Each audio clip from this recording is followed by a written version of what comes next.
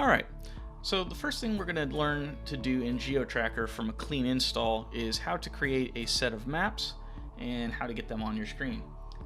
So from an earlier video, we just did a fresh install of GeoTracker, and obviously there's nothing on the screen here. Pretty blank, pretty boring, not a lot of information. So what we're going to do is we're going to create some maps. So the first thing I would like to do is go into Maps, and then I'd like to go to New.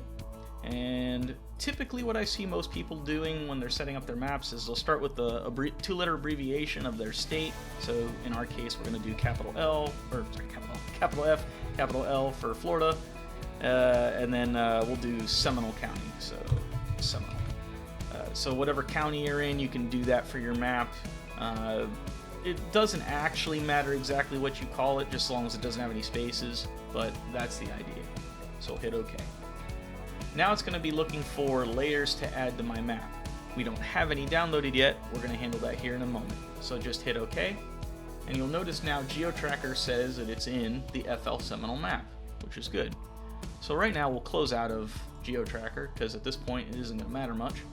And then we're going to open up a browser. So I'm going to bring over Chrome here. And what we'll do is I'm going to go type in Tiger Lines and then Census. This takes us to the Tiger Lines United States Census Bureau website, which will go right here. Should come up. And the idea that we're going to do is we're going to download several sets of shapefiles to bring up our maps. So what I'm going to do is I'm going to go to Web Interface. That's what I'm mostly familiar with, and we'll get to this screen. Now the first part of the map we want to load is the county boundaries.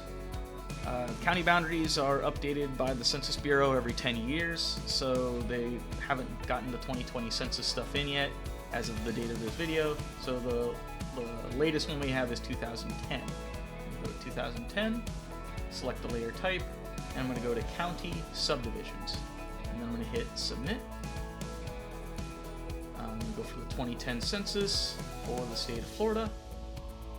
And I'm going to select the county of Seminole County, and then hit download.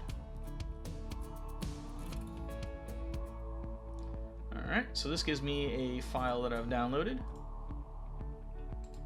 I'm going to grab that file, and I'm going to paste this to my desktop for the moment. So this right here is my layer file that I need for my county boundaries. But, like I said, there's several of them I need to grab. So what I'm going to do next is I'm going to hit back once, and now I'm going to grab stuff that's updated more annually. So 2019, first thing I'm going to grab is I'm going to grab water under the features section here. And you have area hydrography and linear hydrography. The area is your lakes and ponds, linear would be your rivers and streams. So we'll do the same idea. I'm going to select Florida as my state, the county is Seminole. That, and then under linear hydrography I'll do the same thing there. Go to Florida, select the county, and we'll grab some, and then download that. Now if you have your map files by your own internal GIS department, you can use these files or you can use those files instead of the ones I'm downloading now. But ultimately, at the end of the day, these actually probably did come from your GIS department. You may just not know about it yet. Alright, so I got my water stuff that I needed, and I'm going to hit back one more time. And under 2019, the last thing I'm going to grab is roads. So we'll grab roads, and then we'll hit submit. In this case, I want all roads, so I'll select my state of Florida, select my county of Seminole, and then I'll hit download. You'll notice all these files that are downloading start with the letters TL, that's for Tiger Lines, and then it has the year, in this case for the first three there, 2019, and that last one 2010, and then you have a 5-digit code right there. That's actually a county code that your state manages. Not to be confused with zip code or something phone number based, it's its own type of coding. This is a piece of trivia. So now we have these files. Let me go grab those out of my download folder. Bring them over to my desktop. So now we have these 4 shapefile zip files, basically. I'm going to take these files, I'm going to cut, and then I'm going to go into my hard drive, my C drive. So, C drive. Go into my ground folder. Now remember that file that we created called FL Seminole? There it is. So we're going to go into that. In there, there's a folder called layers, and we'll go into that. In here, there's only one file, that layers.xml. That file's critical, don't do anything with it. We need that file there, or else GeoTracker doesn't like to run. But we're going to paste all those shape files into here. Now the next thing we're going to do is we're going to extract these files into your computer, or into that folder. So you can do this several ways. Use your favorite unzipping program to basically extract the files. I use WinRAR. You may have WinZip. You might have the Windows built-in WinZip application. However you need to do it, just extract. So I'm going to extract that here. And then extract that one here. And then extract this one here. And then extract this one here.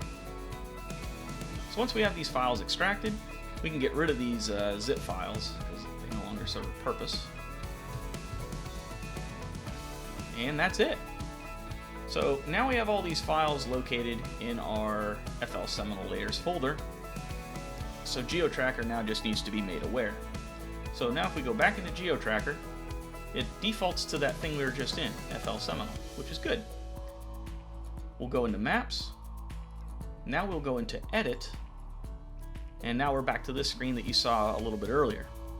So how this works is we're going to load up those layers one at a time. That way it knows how to stack them on the screen.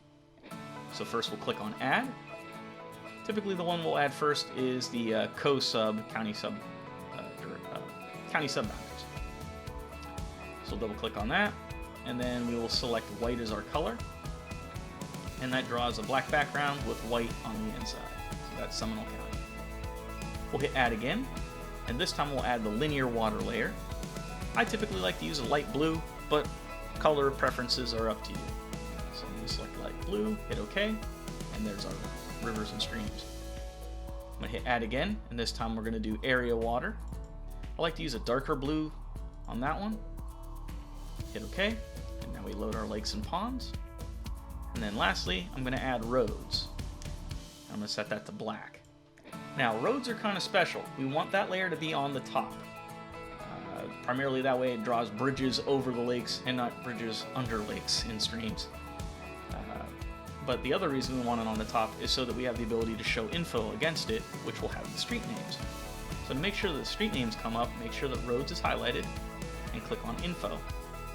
Under field, click the drop down that has the field that contains the road names. If we're using the United States Census Bureau website, that would be the full name. And we don't have to worry about font size or anything else, just leave it as is, and then press OK. And then press OK again, and there we go. We have our maps loaded. If I take the zoom in tool here and zoomed in on this little area, you can see that we have street names showing up. If I turn on Show Info, it has a checkbox, the name should show up, and if I uncheck it, the name should hide. So that's how we turn on road names on and off. But anyways, if we hit the extents tool here, we're back to the Seminole County map, and everything's loaded. So that is how we load maps onto GeoTracker Classic version 4. Let me know if you guys need any questions or concerns answered about this. You can contact your ADAPCO service representative at 855-782-3378, and just let me know if you need any help. Thanks.